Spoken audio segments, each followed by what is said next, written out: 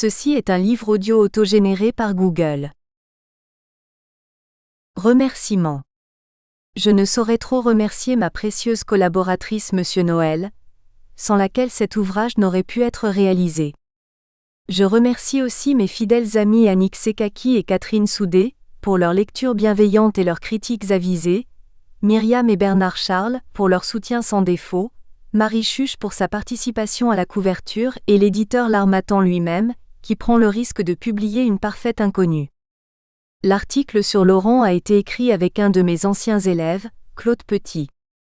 Le livre est bien sûr dédié aux oubliés de la culture, mais d'abord à mon grand-père Paul qui m'a tout appris, et à mon instituteur Monsieur Niquez qui en 1933 m'a inscrite et conduite lui-même au concours des bourses. Le terme essai peut être contesté si l'on décide qu'un essai est un écrit théorique, réservé à l'exposé d'une thèse, l'auteur se tenant lui-même à l'écart. Or, j'expose ici ce que j'ai observé et compris de la situation générale de l'école, au cours de ma vie, à la lumière de mon expérience personnelle. Je joue donc moi-même un rôle dans la narration des faits. Mais il s'agit bien d'un tâtonnement, d'une tentative, d'un essai. J. Chebroux. Présentation. J'ai voulu, dans ces pages, sur la base de l'observation du terrain, apporter quelques réflexions et quelques éléments, pour l'inévitable changement qui vient, même s'il est, provisoirement, démenti par l'actualité. J'attends et j'espère d'un lecteur éventuel qu'il participe à ma réflexion, qu'il y collabore, qu'il l'améliore. Il existe une infinité de livres sur l'école et sur la pédagogie, mais quand il ne s'agit pas de fiches techniques, ces livres ne décrivent presque jamais le travail que font ensemble, heure par heure, jour par jour, le maître et l'élève. Pourtant, ces moments où l'enseignant fait la classe et où les élèves s'appliquent, s'exercent à le suivre, ces moments-là occupent la plus grande partie du temps scolaire et constituent sa substance. Là se posent, trop souvent non résolus, les problèmes de l'acquisition du savoir. J'ai voulu rapporter dans ce domaine quelques épisodes de mon activité personnelle que je ne donne pas du tout en exemple. J'ai rédigé dans ce but quelques pages, en effet assez arides mais nécessaires. Les notions que j'aborde sont étudiées, au niveau universitaire, de façon plus scientifique, plus pointue, plus moderne. On n'est jamais aussi moderne qu'on le croit, mais ces travaux sont totalement ignorés de la population concernée, maîtres et parents, et souvent écrits en mandarin. Notre école publique obligatoire n'est pas à 2 vitesses, comme on a coutume de le dire, mais à 3 vitesses, dans une société elle-même à 3 vitesses. C'est un fait. Les enfants de la 3e voie ont peu de place dans notre école dite école pour tous et vont souvent de rejet en rejet. Cette 3e voie est elle-même fracturée, gens de peu ou gens de rien, travailleurs modestes ou racailles. Mais tous sont les oubliés de la culture 1, et surtout pour la dernière catégorie de la socialisation. Cet essai leur est dédié. Que peut-on penser de l'éducation à l'école ? L'acquisition des connaissances, indispensables, ne saurait la constituer tout entière. On ne peut pas, si l'on veut respecter un minimum de cohérence, à la fois afficher une école pour tous et affirmer que l'éducation est uniquement l'affaire de la famille. Comment des parents qui n'ont pas été éduqués eux-mêmes, peuvent-ils éduquer ? Certains y parviennent, d'autres non. Et ceux qui ont reçu une éducation, mais sclérosés par des siècles d'enfermement mental, ne doivent-ils pas être amenés, incités à la voir remise en question ? S'interroger à propos de l'école, et dans l'école, sur un projet éducatif reconstruit, refondé, sans juger ni condamner, mais dans le but d'observer, de comprendre et de mettre en lumière une orientation humaniste, est-ce scandaleux ? À l'heure où des savants reconnus et confirmés parlent déjà de post-humain, est-ce une vue de l'esprit, un vœu pieux ? Il est indispensable et urgent d'imaginer un projet, avec des structures cohérentes et souples, adaptées au XXIe siècle, permettant à l'école de progresser enfin dans sa vieille ambition toujours annoncée, jamais atteinte, de développer pour chaque enfant à la fois les connaissances et les rapports sociaux, et ceci d'abord pour ceux qui n'auront pas d'autre accès à l'éducation. Ces rapports sociaux, sommairement, sont définis par l'énoncé de ce que l'on a le droit de faire, dans quelles conditions, et de quelle façon est envisagé le contrôle. L'impunité, c'est la possibilité de tout se permettre, mais la sanction doit toujours être humanisante, dans un esprit de libre réflexion. Réunir et relier les connaissances entre elles, dans le cadre d'une telle socialisation, ce n'est pas un rêve, c'est un chemin. Je tente ici d'apporter pour un tel projet quelques éléments. Bref, il s'agit dans la sous-éducation nationale d'un état des lieux suivi d'une tentative après tant d'autres pour entr'ouvrir les fenêtres aux gonds rouillés afin de renouveler l'air et de faciliter la respiration. Sur mes propres actes et démarches, j'ai mis des mots. Si mes mots pouvaient conduire quelques lecteurs à d'autres actes, plus précis, plus efficaces, j'aurais alors mené à bien mon entreprise. Le but final, hélas lointain, peut-être hasardeux, est de rendre la Terre un peu plus habitable pour l'homme, non pas paradisiaque, mais simplement plus habitable. Il est grand temps de choisir pour tous la vie plutôt que la disparition, et cela commence par l'éducation. Plus elle est à l'école, occultée ou abandonnée, plus cela coûte cher à la collectivité en argent et en vie brisée. Voilà ce que j'ai voulu dire. J'aimerais que ces pages soient lues quelque part dans sa solitude par un stagiaire, intérimaire, contractuel, auxiliaire, emploi jeune, remplaçant, et j'en oublie, à qui l'on a un jour ouvert une porte et dit « Voilà vos élèves », sans qu'il soit question de la moindre formation et qu'il y trouve du réconfort. Ce serait peut-être aussi une bonne lecture pour les parents, qui le plus souvent n'imaginent pas un instant le manque de préparation, de pratique et de réflexion pédagogique préalable, pour une partie des enseignants. Il faut plusieurs années pour former un menuisier. Pour enseigner, il suffit d'avoir un diplôme certifiant que vous avez vous-même étudié jusqu'à un certain niveau. Le politique a intérêt à avoir une part importante de personnel précaire, moins payé, et jetable. Les parents se rendraient à eux-mêmes un grand service en agissant pour demander une formation professionnelle sérieuse et continue des maîtres. Puissais-je en amener quelques-uns à s'interroger sur ce sujet, et à perdre leurs illusions. Cela leur éviterait de s'en prendre aux enseignants, qui, souvent, ne demandent qu'à travailler mieux. Préface. Pourquoi, au cours des années, ai-je écrit divers éléments de ce cahier ? D'abord, tout ce que j'ai écrit au cours de ma vie l'a été dans le cadre d'un projet de relecture plus tard pour un éventuel commentaire. Mes notes devaient construire les bases et me donner l'occasion in fine d'une ultime discussion avec moi-même, quand j'aurai enfin une identité. Car seule la durée peut conférer une identité, celle-ci ne peut apparaître que dans une vie revisitée. La perspective était d'obtenir un aperçu d'un passage humain, dans une situation que je suis sûr de connaître avec le maximum d'exactitude, puisqu'il s'agit de ma propre existence et que je ne me quitte jamais. Nous sommes au but, j'ai 86 ans. Cet essai représente parmi ces écrits étapes, la partie consacrée à ma profession d'enseignante et aux emplois que j'ai occupés à ce titre. Le métier est toujours un excellent outil pour déchiffrer le monde. Il y a d'autres voies, l'art, la recherche, mais compte tenu des contraintes diverses, seul l'enseignement par la petite porte était à ma portée et répondait aussi à mes préoccupations. Quant à l'écriture, c'est un excellent outil pour mieux comprendre et mieux organiser ce que l'on fait. Elle permet de distinguer, en les formulant mot à mot, avec la lenteur de la main, les diverses facettes de la réflexion. On apprend ce que l'on pense en l'écrivant. Donc, j'ai enseigné de 1943 à 1981 pendant 38 ans. Né en 1923, j'ai passé les 2/3 de ma vie à l'école, d'abord comme élève puis comme membre du personnel. Depuis la Troisième République, peut-être avant, mais je ne parle que de ce que j'ai moi-même constaté, il y a un consensus à propos de l'école et de l'enseignement. Un double consensus. D'abord, le pouvoir en place annonce des projets toujours égalitaires et républicains, et conviviaux car il est censé assurer, entre autres, la concorde civile. De plus, les déclarations sur l'école sont traditionnellement doublées d'un éloge des personnels chargés de l'exécution, éternellement qualifiés de compétents et dévoués. Ce discours, comme nombre de discours de pouvoir analogues, est largement entendu, accepté, reçu, et même cru par la majorité des sujets citoyens. D'autant que le programme annoncé est en effet efficace pour une partie de la population, variable selon les pouvoirs et les époques. Programme égalitaire ? Républicain ? Vraiment ? C'est selon. Si dans votre cas particulier, vous obtenez les avantages annoncés, vous en déduisez que le projet est excellent et votre mérite personnel à sa hauteur. Si par contre, vous subissez un échec, alors ni le programme, ni la République, ni l'égalité ne seront mises en cause, mais seulement votre propre incapacité, physique ou morale ou intellectuelle, et votre inadaptation. Vous avez démérité, et vous ne devez vous en prendre qu'à vous-même. Votre cas particulier ne saurait entamer la validité du consensus général. D'ailleurs, les individus concernés avouent: je n'aimais pas l'école, je ne comprenais rien aux maths, j'ai toujours été un mauvais élève. L'aveu négatif et auto-accusateur est fréquent, la révolte rare. De plus, cette révolte, quand elle existe, ne s'en prend pas à l'institution ni à son fonctionnement, mais toujours à un autre individu, un maître détesté ou un directeur implacable.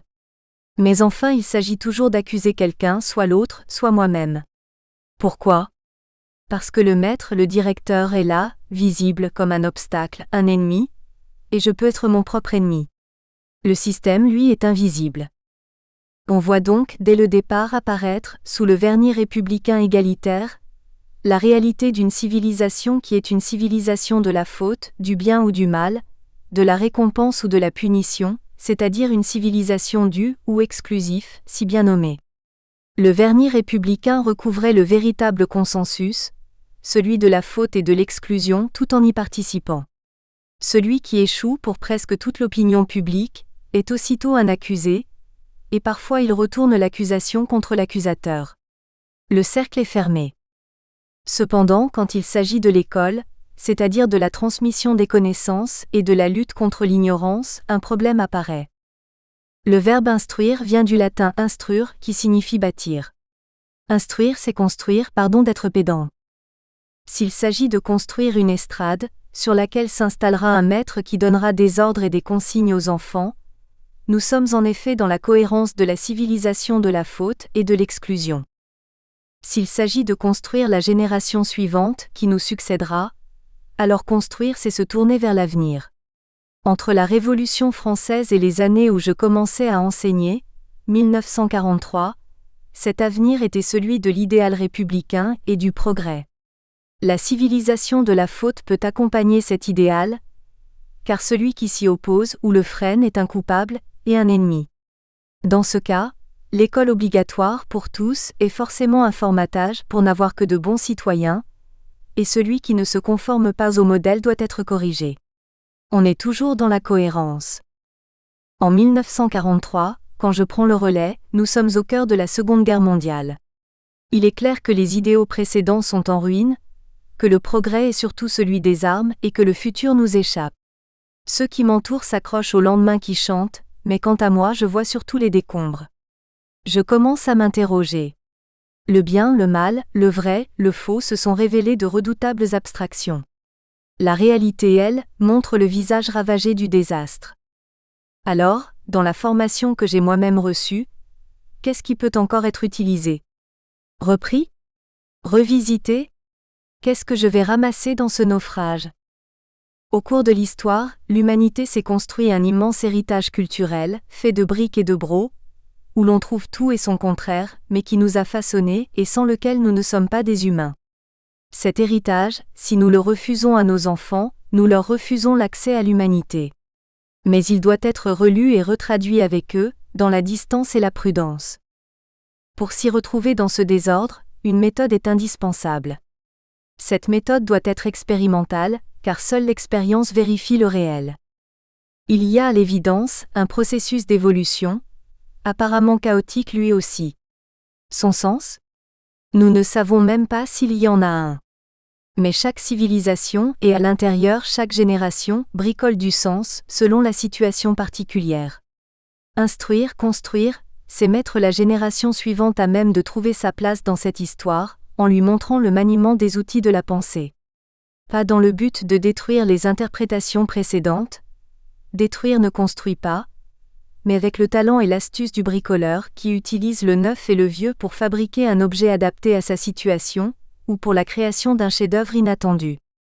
L'héritage religieux, y compris la religion républicaine, doit être l'objet d'une attention particulière car il nous parle globalement, même dans ses contradictions, d'où vivre ensemble.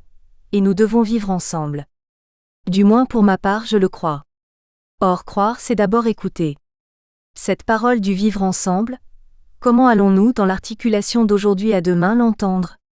L'expérimenter ? La bricoler, c'est-à-dire l'interpréter ? Nous voilà loin du formatage. Cependant nous ne sommes pas à même, à cause du langage dont nous avons hérité au départ, de nous défaire des structures de pensée de nos prédécesseurs, des idées reçues, des lieux communs. D'ailleurs, nous ne devons pas nous en défaire, sauf à nous retrouver dans le désert, muets, sans outils. Ceux qui prétendent faire table rase le font toujours en langage ordinaire, ce qui dément leurs propos, car c'est le langage qui transporte l'héritage mental. Seulement ce bagage, certes lourd, ne doit pas nous immobiliser. Nous devons trouver, discerner, ce qui encombre de ce qui est indispensable, ou même précieux. Ce qu'il faut donc enseigner au bout du compte, c'est l'esprit de discernement, l'esprit critique, ou plutôt l'esprit de questionnement et d'éveil, comme si une porte, longtemps fermée, s'entr'ouvrait. On ne réussit pas toujours, mais c'est le but. Mais alors que devient le double consensus de départ si affirmatif ? L'égalité, la fraternité, mais aussi les doués, et les pas doués, les bons et les mauvais élèves, etc. Pour pallier cette difficulté, dans l'école obligatoire, ce problème ne sera pas évoqué. En conséquence, on ne parlera ni du droit et de la justice, ni de la vie et de la mort, et on ne posera pas la question « Qu'est-ce qu'un homme ?» Le tout sous prétexte de laïcité. La volonté d'établir un consensus entre les diverses parties de la population doit-elle pour autant gommer les questions les plus essentielles et les plus vitales ? Revenons en 1943. J'étais loin, bien loin de voir clairement ces problèmes. Je trébuchais sur les ruines et en même temps je courais après quelque chose, mais quoi ? Quand j'ai corrigé à 20 ans mes premières copies, j'ai dû écrire 2 ou 3 fois inconsciemment comme tout le monde dans la marge, en rouge, bien, mal, vrai ou faux. Puis je me suis brusquement arrêté. Entre ma plume et ma tête, il s'est alors passé quelque chose. Ces appréciations, on les trouve encore et toujours dans les marges des cahiers d'élèves, me paraissaient tout à coup bizarres et totalement inappropriées. Alors je me suis mise à écrire, et pas forcément en rouge, exact, inexact, ou bien pourriez-vous préciser, discutable, ou autre. Ce n'était pas une innovation, seulement mon premier minuscule effort de réflexion et de dialogue. Mais pourquoi remarquer à ce moment-là ce que j'avais vu si souvent sans le remarquer ? Parce que j'agissais moi-même. La réflexion et l'enseignement de soi-même ne viennent que de la pratique et de l'expérience personnelle. En agissant de la sorte, j'exprime alors mon point de vue, mon observation, ma vision, là où quelqu'un d'autre pourrait voir et comprendre autre chose et autrement. Pour valider et poursuivre mon expérience, il fallait donc prendre certaines précautions. Il me fallait une méthode, ou du moins une approche, consciente et organisée. Je me suis contenté dans ma navigation de poste en poste et d'école en école, de 2 idées simples. D'abord varier les situations, et me placer dans les endroits considérés comme défavorables, campagne éloignée, banlieue, poste à l'étranger. Pour observer les maladies, il faut voir les malades. Ensuite observer le passage du temps.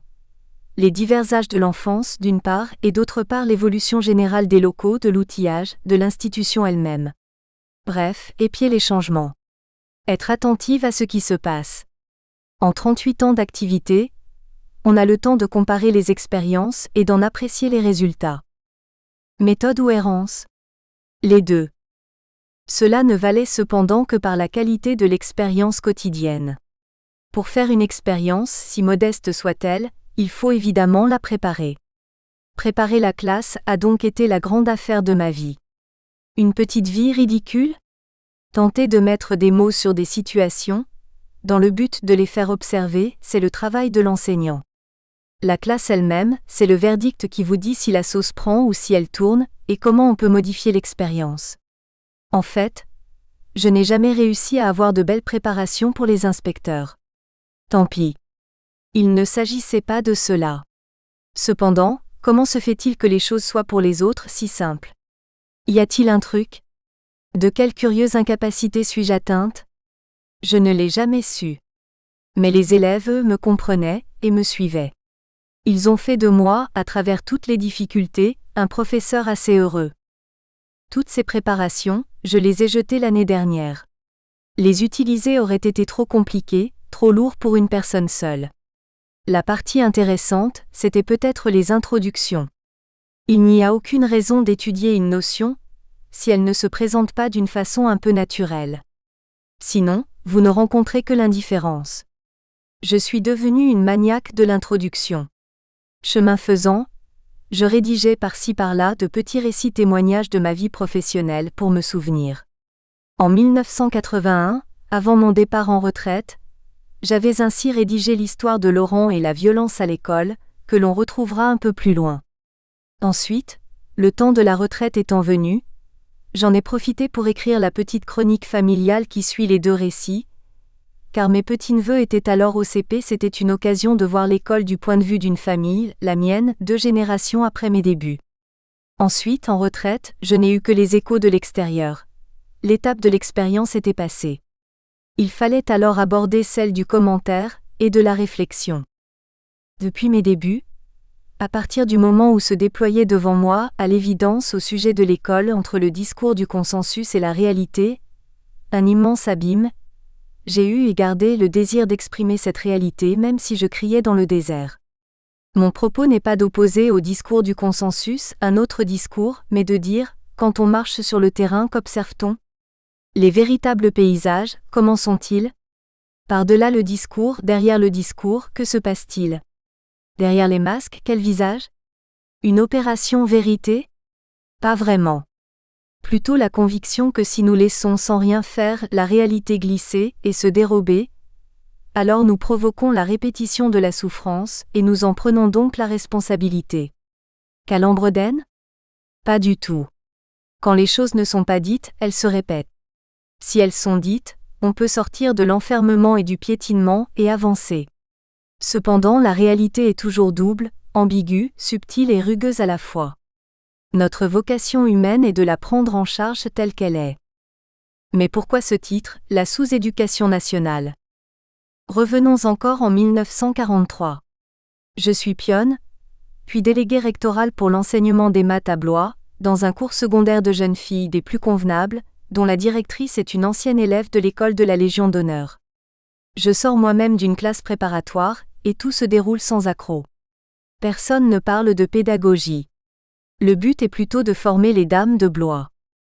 C'est pourtant là que j'ai commencé à hésiter, à me poser des questions idiotes, à observer les élèves, à changer les appréciations dans les marges, à prendre conscience de mon inadaptation, à en souffrir, à m'interroger sur ma propre normalité, et à constater que l'institution ne réalise pas ce qu'elle promet. Elle manque sa cible. Mais au fait, qu'est-ce que la réalité ? Y a-t-il de la réalité ? Seule l'expérience pourra peut-être, dans son déroulement, faire apparaître un début de réponse. Par ailleurs, enseigner m'intéressait, les élèves m'avaient adopté sans problème, et l'absence totale de moyens matériels m'interdisait d'autres projets. Cependant, nous étions alors à la fin de la guerre. Dans la boue de la libération, sous la contrainte des circonstances, mais aussi dans le but de poursuivre ma quête, j'ai demandé moi-même avec une totale inconscience à faire des remplacements dans les écoles primaires des villages et des bourgs de Haute-Normandie. Ce fut pour moi un atterrissage brutal sur une autre planète où je n'étais pas cette fois la bienvenue. J'étais entré sans le savoir, sans le comprendre, dans la sous-éducation nationale.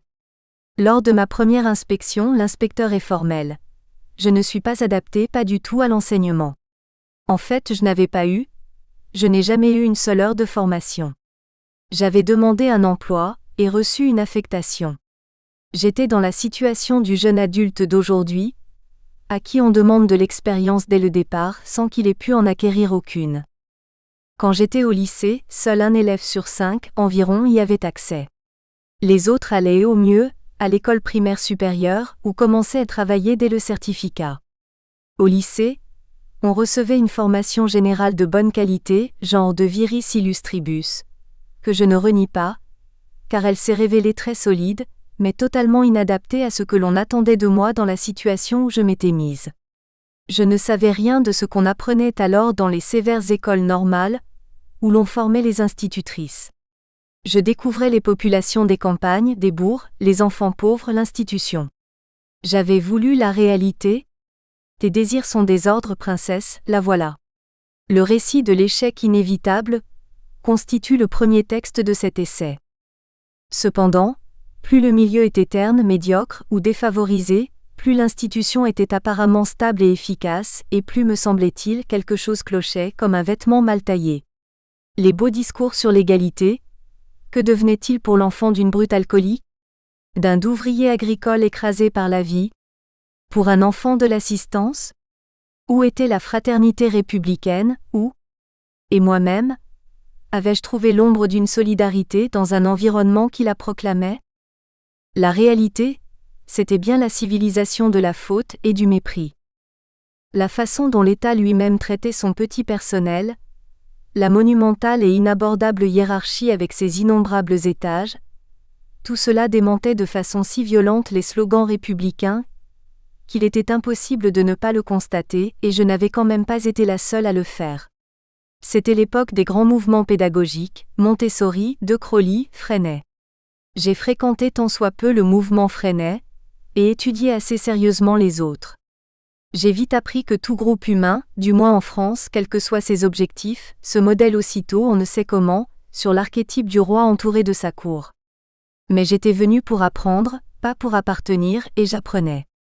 L'institution n'était pas hostile à ces mouvements, simplement lorsqu'elle s'en emparait, ils se trouvaient aussitôt vidés de tout contenu. Par exemple, une coopérative scolaire se réduisait à une cotisation en vue d'un voyage scolaire, la gestion et le contrôle demeurant évidemment dans les mains des maîtres. Dans ces conditions, qu'est-ce qu'une coopérative? Je ne cherchais pas pour ma part à déceler les impostures, je cherchais à atteindre un certain degré d'assurance sur la validité de ma petite expérience en cours. En quoi consistait-elle à la fin cette expérience? À faire naître de l'incertitude et à tenter de l'interpréter. C'est cela, penser. Le soleil se lève à l'est et se couche à l'ouest. Il tourne autour de la Terre. Mais est-ce que c'est bien lui qui tourne? Peut-on sortir, par le raisonnement et l'expérience, de l'incertitude? Dans une certaine mesure, oui. On découvre alors que c'est la Terre qui tourne, puis on finit par penser que le mouvement est simplement relatif aux repères choisis. Penser, c'est se désengluer des habitudes mentales, sans les rejeter pour autant, simplement pour mettre entre elles et nous une distance, dans le but de les réexaminer pour peut-être à la fin les quitter. L'usage de la pensée nous apprend à être attentifs aux mots et aux hommes, et cette attention est toujours insuffisante. Dans cette perspective, l'éducation, ce n'est pas la prise de possession d'un élève par un maître, c'est-à-dire un dressage.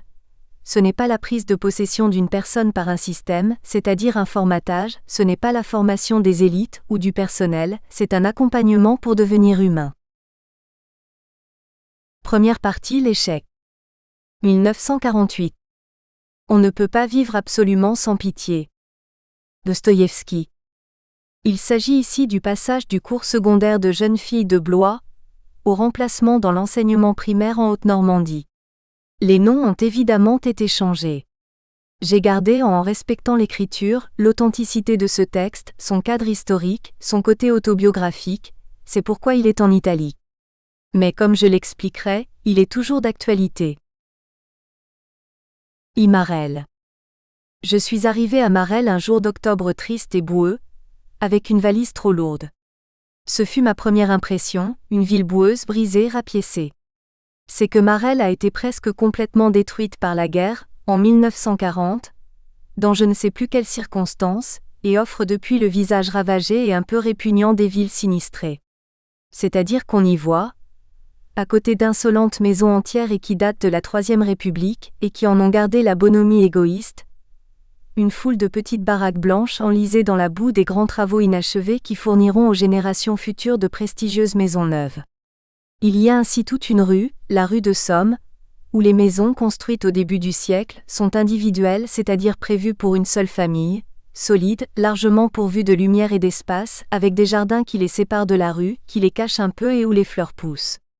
Des fleurs domestiques et plus particulièrement des roses. Dès mon arrivée, j'ai commencé à désirer ces roses qui sont derrière des grilles, et à souffrir de ce que personne ne songerait. À m'en donner.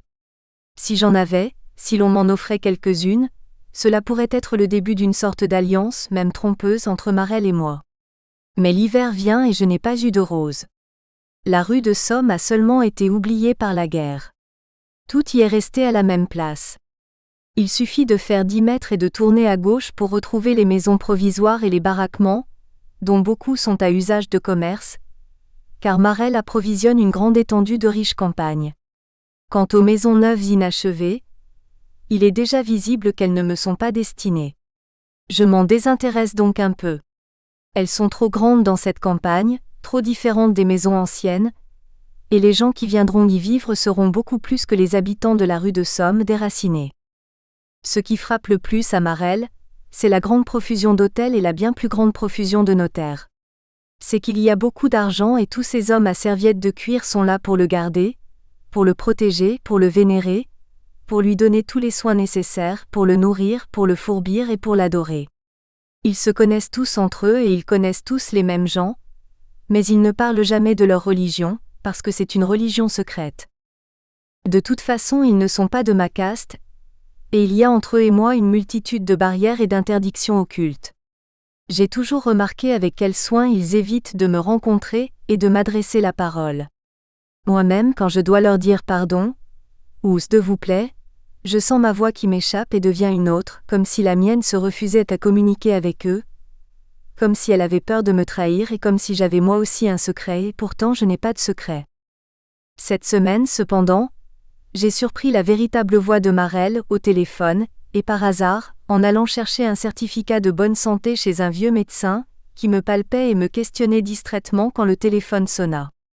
Pendant que le vieillard répondait, je restais assise, à demi dévêtue, dans un fauteuil contre lequel je n'osais pas m'appuyer, et c'est alors que sa voix changea. En moins d'un instant, le médecin disparut, se décomposa, s'effondra, ce n'était qu'un visage, et le vieux bourgeois propriétaire et paysan qui apparut à la place et qui tenait si fermement le téléphone se mit à parlementer d'une voix âpre, rude, autoritaire, précise, impitoyable. Il défendait ses intérêts. Oui, c'est bien cela, cette voix était impitoyable. Je ne sais pas s'il s'agissait d'une chose importante ou non, si le vieux médecin avait raison ou non, et d'ailleurs je ne compris pas la conversation dont les termes même m'échappaient, ils utilisaient leur code secret, mais je sais que cette voix était impitoyable à faire peur et qu'elle me fit peur. C'est alors que je me souvins de l'avoir entendue dans la bouche de mon propre grand-père paternel, quand j'étais tout enfant, et que c'était aussi une histoire d'argent et que j'avais eu la même peur. Il me faut un logement. L'hôtel est trop cher et je m'y ennuie à mourir. La bonne rit trop fort et la patronne est brusque et m'afflue. En arrivant, j'ai demandé à ma directrice, lisse et presque muette, si elle pouvait me donner une indication, mais elle a eu un geste vague, de mécontentement, et je n'ai pas insisté. Certes, il y a bien une loi, ou plusieurs, sur le logement des institutrices, mais depuis la guerre cette loi a dû être complétée par une autre qui la détruit, et qui remplace le droit au logement par le droit à une faible indemnité comme s'il y avait une commune mesure entre les deux. Je n'ai pas droit au logement. Et d'ailleurs les logements scolaires, ceux des adjoints avec les robinets qui ne coulent pas, les cheminées qui ne tirent pas et les escaliers étroits et sombres, ne sont pas faits pour y vivre mais seulement pour y passer. Ils sont symboliques. Mon Dieu, dire qu'il y a des gens qui vivent dans de vraies maisons. Et ils y ont droit. Mais nous, dans nos abris provisoires et successifs, nous ne serons jamais que tolérés. On nous fait l'aumône d'un abri, comme on nous fait l'aumône du travail. Quant à la légère indemnité, je l'ai toujours dépensée en menus frais. Je n'ai pas besoin d'indemnité mais de nourriture et de sommeil, d'eau et de feu, de vêtements, de silence, de solitude et d'amitié. De plus, j'ai besoin de réfléchir. Je peux très bien me passer d'une grande partie de ce que la société m'accorderait volontiers. Une radio, une salle à manger, des bibelots, que sais-je. Je ne désire rien de ce qui coûte cher ou qu'on n'achète que par vanité, mais je ne peux pas me passer de l'essentiel, pourtant refusé. Dans mes abris successifs, chambre de pionne aux chaises branlantes, aux murs enfumés, aux matelas abstraits, chambre d'hôtel, pension de famille, chambre meublée, j'ai toujours manqué de tout l'essentiel. Chez ce vieux monsieur qui lisait la Bible et dont la bonne me détestait si cordialement.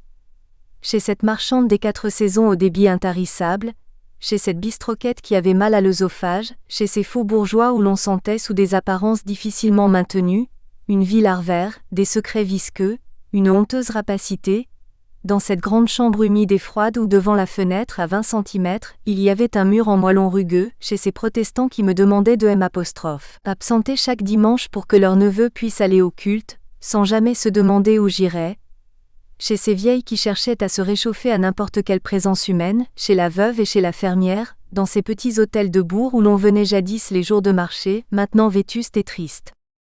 Dire que jamais encore je n'ai eu de toute ma vie une chambre chauffée. Les autres aussi sont privés de l'essentiel, dont l'absence n'est même pas évoquée. Même les riches, même les dégourdis, même ceux qui réussissent, ils sont malheureux tout comme moi, car l'essentiel est ailleurs. Mais ils le supportent mieux que moi. Novembre. Je ne peux pas loger dans une pension de famille. Je ne veux plus. Je ne peux plus. Je suis asociale. Je ne veux pas être en surplus dans une famille de marelles. Je ne veux pas. Je voudrais une chambre chauffée, avec de l'eau pour me laver, une table pour travailler et des murs pour me protéger à la fois du jacassement de la bonne femme et du dop, le shampoing dop de la radio inlassablement répété. C'est impossible, je sais bien. On me propose gentiment l'hiver de travailler dans la cuisine, je sais bien. Mais je ne veux pas, je ne peux plus. Au fond, je n'ai pas besoin de mon traitement si je ne peux pas l'échanger contre une liberté suffisante. Certes, la ville est sinistrée. Que ne me donne-t-on un baraquement? Mais ils sont réservés aux sinistrés. On a bien prévu que je travaillerai dans cette ville, mais que j'y veuille vivre, non, ça n'est pas prévu. Et pourtant il faut céder sous peine de perdre l'essentiel de l'essentiel, le pain quotidien même mauvais. Plus tard, on a découvert comme par miracle un appartement vide dans l'école. Comme nous sommes 2 adjointes à le demander, on nous le partage équitablement. Chacune une chambre et la cuisine en commun, ce sera peut-être assez bien. J'ai fait connaissance avec ma nouvelle collègue, Madeleine Blanchard. Elle est petite et jolie, avec des cheveux bruns bien frisés, de grands yeux bleus tout tristes, une voix fragile et très légèrement affectée et un rire si triste, si jeune et si aigu qu'on voudrait la guérir de rire ainsi. Il y a en elle, me semble-t-il, à côté d'une grande faiblesse, elle aussi légèrement affectée, quelque chose de très subtilement fort et vulgaire qu'il m'est impossible de définir et que je n'ai pas vu tout d'abord. Non, au premier abord elle est toute tristesse, toute jeunesse et toute timidité. Et elle a apporté beaucoup de robes, et beaucoup de chaussures de bal. Quand Madeleine Blanchard frappe à ma porte, c'est avec la plus extrême légèreté et la plus extrême discrétion, mais elle parle bas devant moi à nos autres collègues, ce qui n'est guère poli. Elle a des habitudes simples et des idées avancées, mais elle fréquente déjà l'autre caste, celle des notaires. Elle est anticléricale, mais avec un besoin triste et confus de piété et de religion. Surtout, elle a un grand désir et un grand besoin d'aimer et d'être aimée, mais quand elle laisse un garçon lui faire la cour, c'est toujours un gros imbécile vulgaire et noceur. Comme elle ne peut pas ne pas s'en apercevoir, elle en souffre, sans jamais en renvoyer aucun mais sans jamais rien leur accorder. Car elle le sait, il n'y a certes aucun mal à fréquenter un jeune garçon, quel que soit son statut, s'il est libre et franc, c'est moins mal que d'offrir du thé à un imbécile, mais c'est certainement très mal de fréquenter de trop près un imbécile. C'est vraiment, de façon absolue, à éviter. Aussi Madeleine Blanchard m'est-elle sympathique, comme Célimène m'a toujours été sympathique. Elle a besoin d'un appui qui se dérobe à chaque instant. Je suis quand même assez contente d'être à Marelles parce que cela me change de Manneville, où j'ai souffert un an d'une souffrance absurde, inexprimable et sans répit. Le matin je trouvais des larmes sur mon visage avant même d'avoir repris conscience, et j'étais étonnée de m'éveiller en pleurant. Mais je m'habillais, et j'allais travailler, et je faisais à des élèves inconnus des cours d'1 heure sur des matières que j'ignorais. Je ne convenais pas plus à Manneville que Manneville ne me convenait, et l'inspecteur de l'enseignement primaire a écrit quelque part que je suis une inadaptée, et c'est vrai. J'ai donc été assez contente de venir à Marelles, parce que c'était une occasion de quitter Manneville, comme une personne allongée depuis longtemps sur le côté droit serait contente de pouvoir enfin s'allonger sur le côté gauche, et en éprouverait un soulagement momentané, mais bientôt le côté gauche s'ankylosera à son tour, bien avant que la circulation n'ait repris normalement dans le côté droit.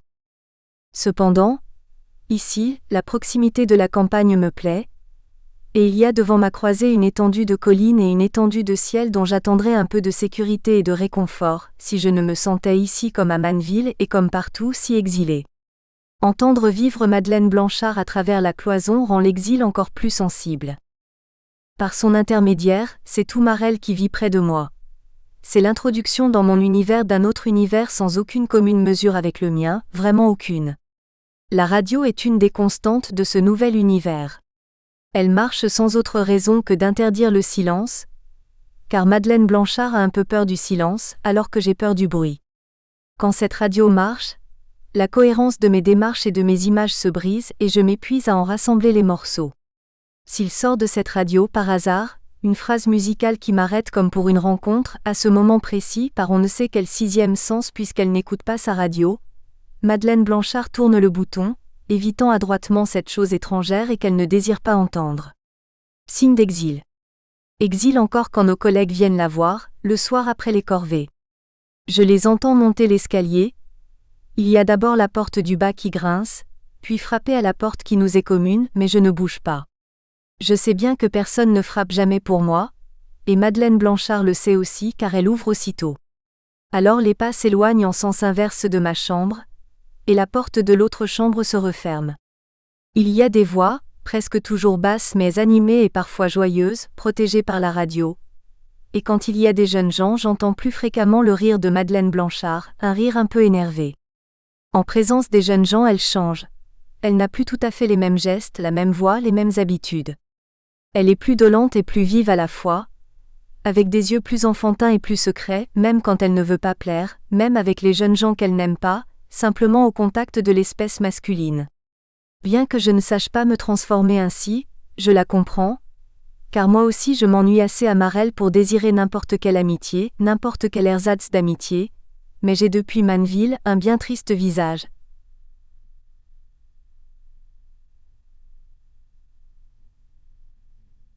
Rien qu'en apparaissant, je ferai naître un silence gêné. J'ai toujours été timide, un peu muette, assez stupidement susceptible et vite effrayée. Orgueil ? Marque indélébile d'une enfance pauvre et sauvage ? Oui, mais aussi cette insatisfaction profonde, cette faim insatiable d'autre chose.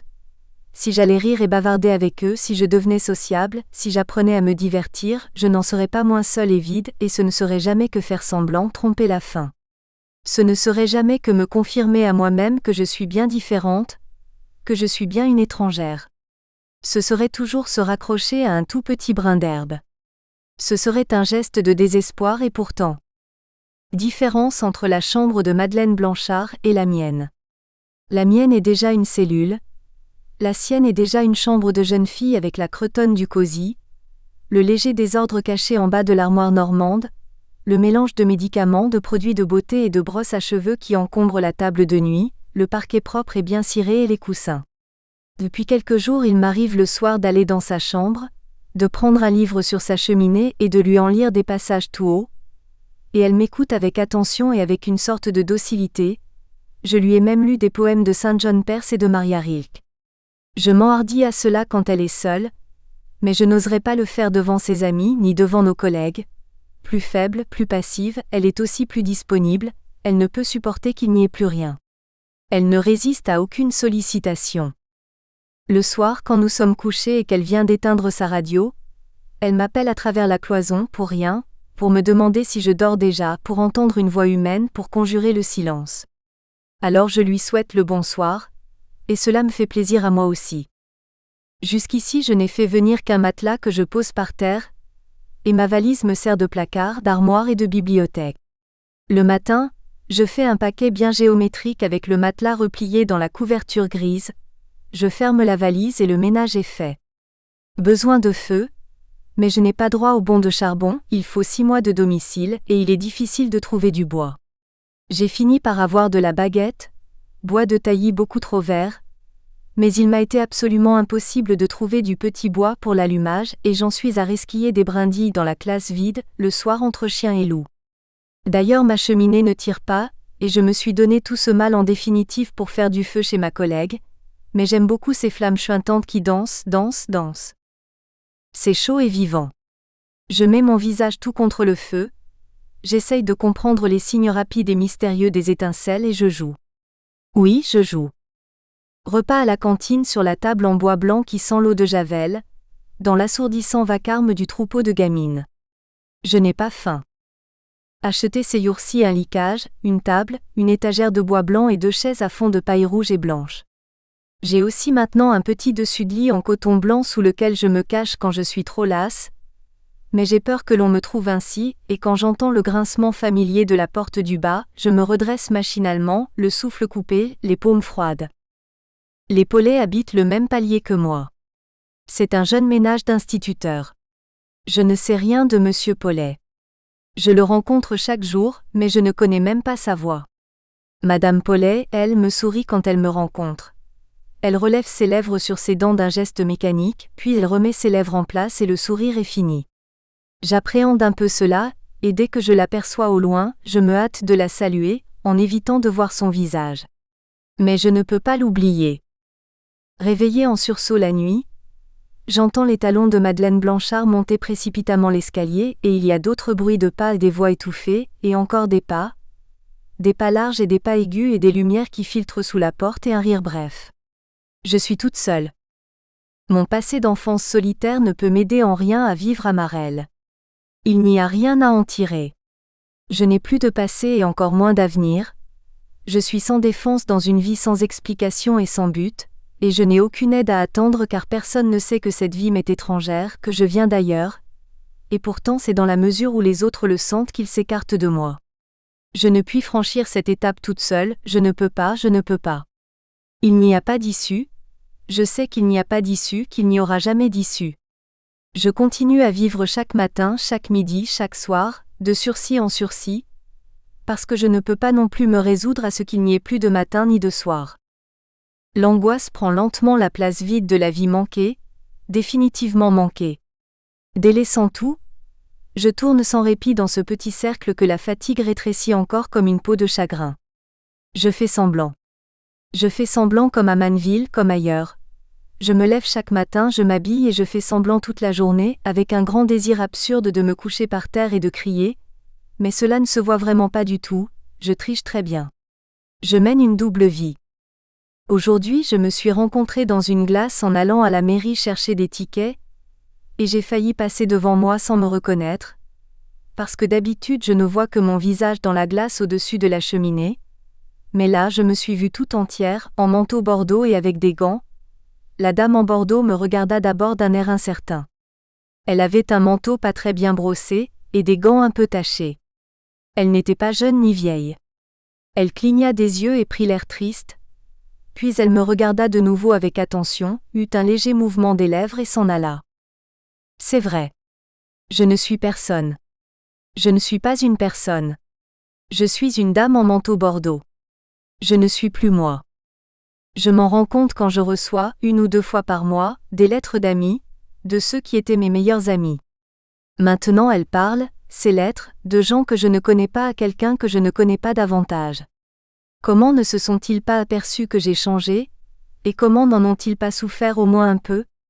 Ils m'aimaient distraitement, comme s'ils avaient eu bien le temps, comme ces visites que l'on remet toujours au lendemain, et tout en moi pouvait disparaître sans que cela fasse aucune différence, cela ne fait aucune différence. Je n'ai jamais eu que des amis distraits, qui ne venaient pas me voir, des amis très occupés, beaucoup plus, infiniment plus occupés que moi, cela aurait dû attirer mon attention. Très pressés. Moi je ne serai plus jamais pressé, maintenant malgré leurs lettres, ils sont déjà séparés de moi, et jamais la porte du bas ne grincera que pour me faire peur. Elle grincera pour me faire peur.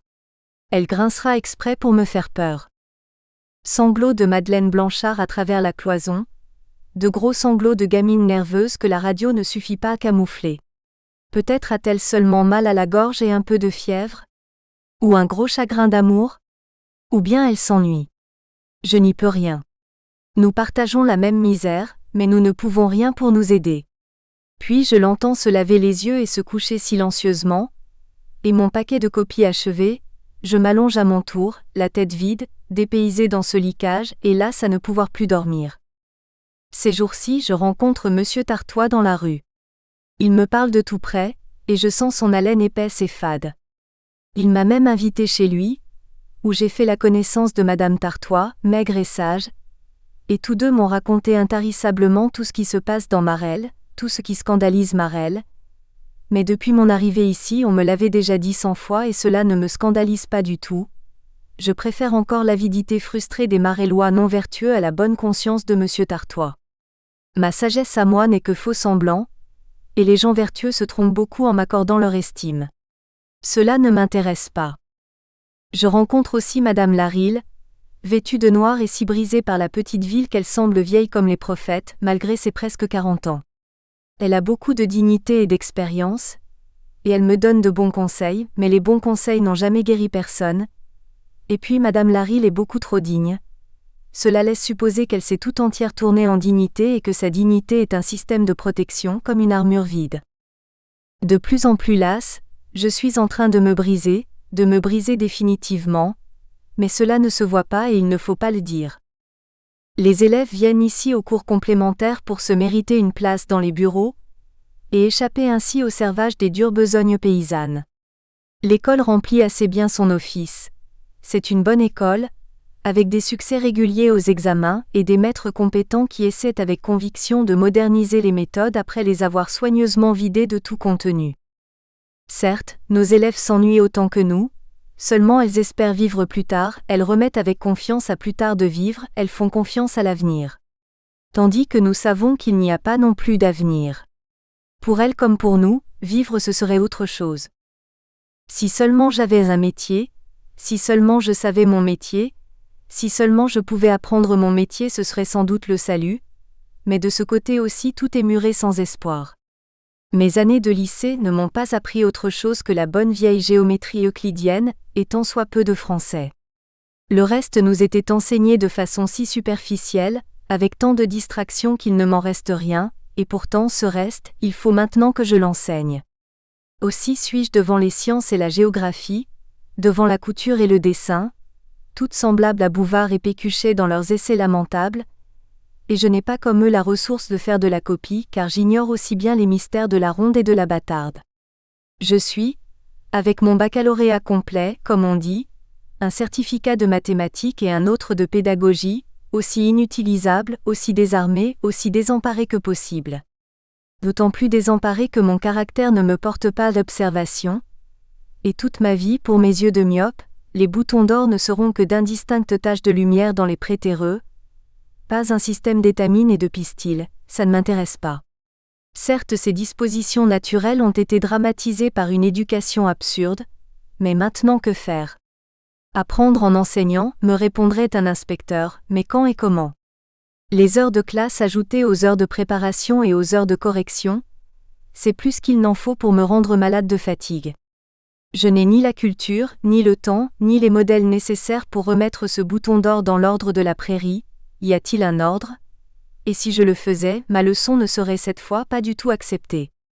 Comme il faut bien que je la fasse quand même ou que je fasse au moins semblant de la faire, alors je fais semblant, car la société me nourrira peut-être encore pour faire semblant de travailler, mais sûrement pas si je me récuse.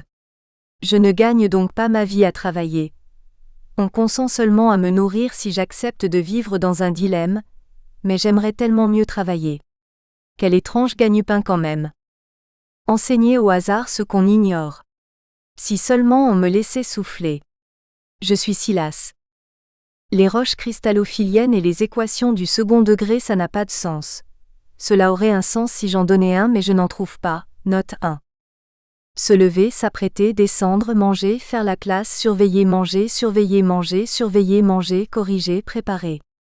Puis je me retrouve assise sur mon lit, et après un long moment je commence à me dévêtir machinalement, maladroitement, lourdement. Je ne peux pas m'en aller et cela ne servirait absolument à rien. Je suis tenue par mon gagne-pain comme par une chaîne solide et courte, mais je suis aussi pour moi-même, une prison dont nul départ ne me délivrera. Quand même, enseigner sans pouvoir réfléchir. Tant d'heures, tant de matières, tant d'élèves, tant de copies. Ce n'est inhumain que pour moi. Si seulement je pouvais me faire quelques illusions qui me rendraient la vie supportable. Tant d'autres qui ne font pas mieux que moi se prennent bel et bien pour de bonnes institutrices. Et à la fin cela arrive. Avoir bonne conscience, être content de soi, oser, cela ne m'est pas donné. Douter, peser, sous-peser, douter, puis à la fin reculer, tel est mon itinéraire habituel. C'est comme ça. Besoin. Terrible besoin de sympathie et d'amitié parmi ces marélois qui me regardent sans me voir, qui me croisent sans me sourire, et dont les poignées de main sont automatiques et sans chaleur. Si l'un d'eux seulement pouvait me regarder comme on regarde une personne humaine, cela pourrait peut-être m'aider à repousser la peur, car maintenant j'ai peur, mais c'est de jour en jour plus impossible. Ils ne sont pas vivants et ils me font peur. Maintenant ils me font peur, dans une île déserte je pourrais croire que les autres sont là-bas au-delà de la mer. mais ils sont ici près de moi et ce ne sont que des fantômes. Ou bien suis-je le fantôme? Oui, c'est moi le fantôme. Je ne suis plus moi. Seules les choses, les objets sont restés réels et je m'accroche à ce réel, à la régularité des jours, au retour bienveillant du matin et du soir. Je ne suis plus moi, mais l'herbe est encore de l'herbe et la terre est toujours la même craie et la même marne et il est impossible de ne pas croire cela. Sourd désir de plénitude, soif et faim de quelque chose d'inconnu. Inquiétude. Chez mes collègues la pédagogie est paraît-il innée. On est instituteur comme on est sans doute charcutier ou facteur. Peut-être. Un certain caractère prédispose sans doute à certains métiers plutôt qu'à d'autres, soit. Mais j'ai entendu à travers la cloison ma collègue de français, la plus brillante d'entre nous, expliquer aux élèves de 3e la fileuse de Valérie, et je me suis un peu amusée de la voir manier cette chose étrange, incompréhensible et somme toute ennemie, un poème. Elle ne suppose pas que ces mots pourtant si clairs puissent avoir un sens. Placés là dans ce poème, ils sont devenus autant d'objets de scandale. Et pourtant Valérie. Les élèves approuvent, chaleureusement. Elles ont peur du poème comme moi j'ai peur de Marelle, mais moi non plus je ne serais pas capable d'expliquer avec bonheur cet objet savant, je ne pourrais que heurter la quiétude ambiante. Pour ouvrir le dialogue, il faut savoir, il faut être celui qui sait. Et je suis celle qui ne sait pas. Tous les objets fabriqués par l'homme, du porte-plume au poème, me restent mystérieux parce que leur fabrication nécessite des métiers et des techniques inconnues. J'aurais peut-être pu être institutrice en classe d'enseignement primaire, lire, écrire et compter, et encore avec un long temps de réflexion, mais devant des programmes aussi ambitieux et des exigences aussi démesurées, je ne peux que me retirer discrètement. Les résultats dans ma classe ne sont d'ailleurs pas absolument plus mauvais que dans les autres. Ils sont généralement médiocres, et c'est normal. On ne peut exiger, d'une seule personne, tant de talent. Demain, je fais une leçon sur la civilisation égyptienne, une sur le granit, sur l'hydrogène, le massif central et les champignons. Si seulement ça m'intéressait, mais ça ne m'intéresse absolument pas, je suis dans ces conditions d'une définitive incuriosité. Un demi-service rétribué par un demi-traitement, ce serait peut-être le salut, mais un plein service rétribué par un plein traitement c'est une condition serve, à la fin intolérable. Je passe tout mon temps à gagner un tout petit peu d'argent. Je comprends maintenant ce que signifie le mot prolétaire. J'ai besoin d'aide, mais je n'ai aucune aide à attendre de personne ni de nulle part, j'ai besoin d'aide matériellement, moralement, spirituellement. J'ai besoin des autres. Seul, je ne peux rien et ne suis rien. Un demi-traitement ce serait un autre esclavage, celui d'une trop grande pauvreté. Et comment l'obtenir? Si je mets le doigt dans cet engrenage, je n'en sortirai plus jamais. Il y aurait sans doute 1000 façons d'en sortir si je n'étais déjà trop lasse et trop effrayée. Mais je suis morte de fatigue, et par là suffisamment dépréciée pour que personne ne veuille de moi. Il n'y a pas d'issue. Si seulement j'y croyais. Si seulement je croyais quelque chose. Mais je ne crois rien. Je ne tiens à rien, je ne me tiens à rien. Vivre ainsi c'est marcher sur la corde raide, et un jour en tomber. Pourtant les petites filles au fond de l'étude ont de gentils visages enfantins et elles me sont toutes sympathiques. Même les plus ingrates, les sottes, les méchantes, les agressives ou bien les molles. Il y a en elles de la vie, et qui ne demanderait qu'à s'épanouir. Mais je n'ai rien à leur apporter, et entre nous s'étend une politesse qui est un refus. Je suis privée d'elles comme elles sont privées de moi. Le fluide me manque, je n'arrive pas à comprendre mon utilité exacte et j'ai toujours envie de m'excuser. Comment pourrais-je les entraîner? Leur communiquer ma confiance, mon enthousiasme, mon dynamisme, si je n'ai rien de tout cela? Ce n'est d'ailleurs pas tellement par manque de confiance en moi. Je ne manque pas de confiance qu'en moi. J'essaie bien avec beaucoup d'obéissance de me conformer au modèle prévu, mais cela se voit, et plus je m'applique, plus cela se voit. Quant à mes collègues, elles sont définitivement adaptées. Parfois il me semble qu'elles ont un secret, un truc, un don comme le don de double vue. Pour elles, tout va de soi. Elles joignent aisément le geste à l'idée, sans ces mesures ni ces poids qui rendent tout ce que je fais inachevé, maladroit, alourdi. Elles ont toutes un sens du découpage, du pliage, de la décoration, de la géographie, de l'orientation, de la danse, du théâtre, et en toute chose un à propos qui me laisse à d'infranchissables distances en arrière. Certes, elles ont leurs difficultés, leurs problèmes. Et pourtant comme je les envie. Elles sont normales.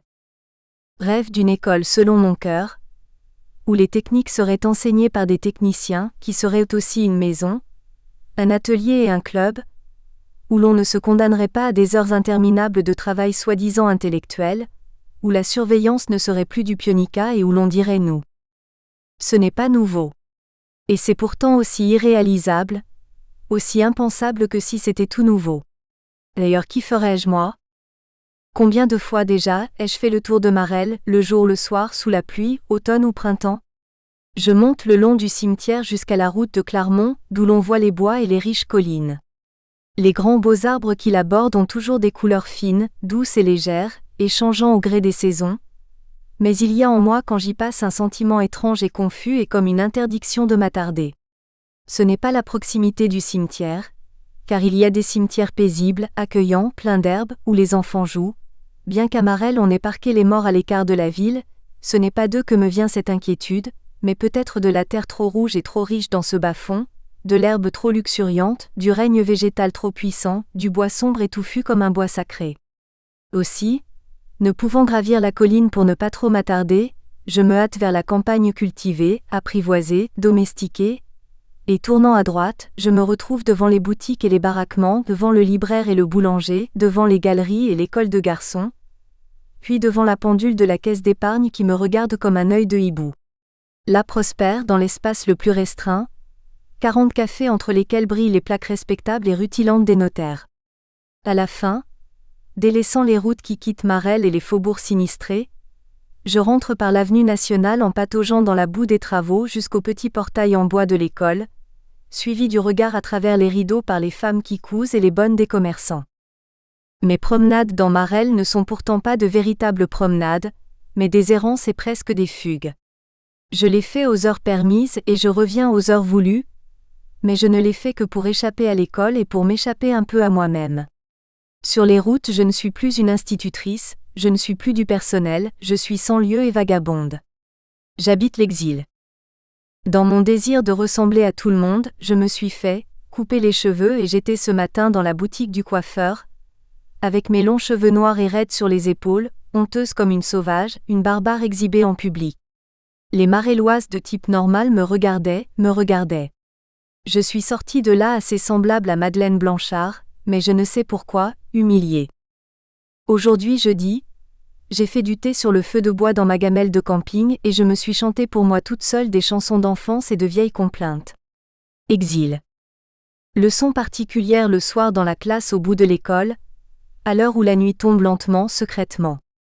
Il y a parfois entre deux théorèmes, un silence pendant lequel la première lampe s'allume. Un papier se froisse, puis un piano donne une note très triste et très fausse, quelqu'un court dans le couloir, une porte claque, une élève soulève son visage dans la demi-obscurité et repousse avec la main les cheveux clairs qui tombent sans cesse contre sa joue. À 6 heures, 2 femmes passent dans la rue sur le trottoir de l'école en se donnant le bras, vêtues d'étranges vêtements noirs, anciens et démodés, mais non sans grâce, belles d'un genre de beauté inaccoutumée, avec de grands yeux larges dont le regard semble n'être jamais fixé nulle part, mais tout entier ramené vers l'intérieur. Des étrangères. Je ne sais pas, personne ne semble savoir qui elles sont, mais elles n'appartiennent pas à Marelles, elles n'en ont même jamais soupçonné l'existence et elles y vivent un pur exil. Il me plaît qu'il y ait des étrangers dans ces rues trop petites et tassées. Peut-être même y a-t-il beaucoup d'étrangers ? Ils doivent alors mener des vies secrètes, mystérieuses, silencieuses, denses et riches. Et dans ce tout petit espace, nous ne nous rencontrerons pourtant jamais. Je suis fatiguée. L'ennui pèse sur mes épaules. Je ne puis jamais entrer complètement dans le déguisement d'institutrice prévu selon le modèle courant, et partout où le frottement est trop fort, il y a une petite plaie enflammée et douloureuse. Mon incrédulité me gêne. Toutes mes tendances spontanées me gênent parce qu'il faut toujours que je les camoufle et jamais que je leur permette de s'épanouir. Je ne suis pas celle qu'il faudrait. Je suis une autre, ô combien inutilisable. C'est entre moi et moi une véritable guerre d'usure, où l'usure va s'accélérant. Il faudrait que je change mon être profond. Il faudrait pour plaire à Marelles que je me métamorphose par un véritable miracle, un tour de sorcellerie, que je brise ma vraie personnalité pour en adopter une autre d'un modèle plus courant. Je veux bien, je ne demande pas mieux, mais je ne peux pas. Ne pas se défendre. D'ailleurs, je suis sans défense. Renoncer. Fermer la porte et vivre l'exil jusqu'au bout. Laisser les rêves venir à moi et devenir vrais. Mais qu'y a-t-il au bout de l'exil ?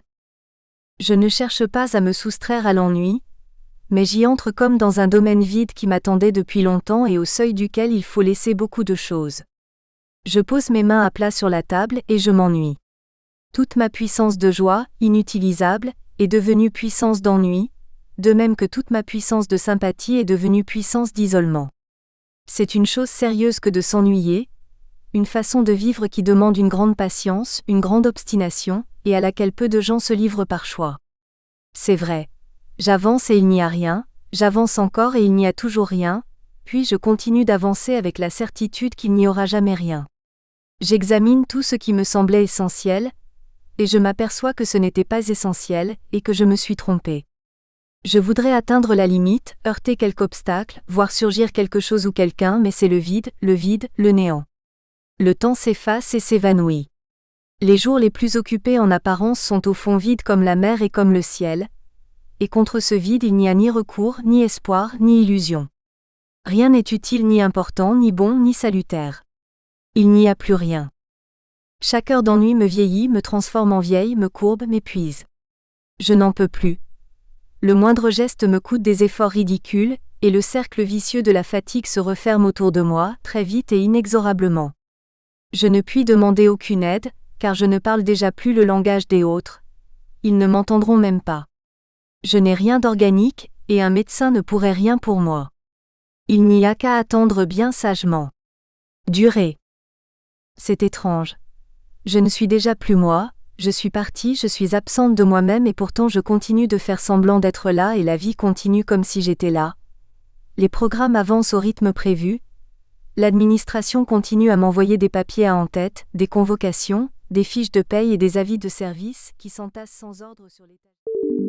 Nous espérons que vous avez apprécié cet aperçu. Pour continuer à écouter ce livre audio sur Google Play Livres, utilisez le lien dans la description de la vidéo.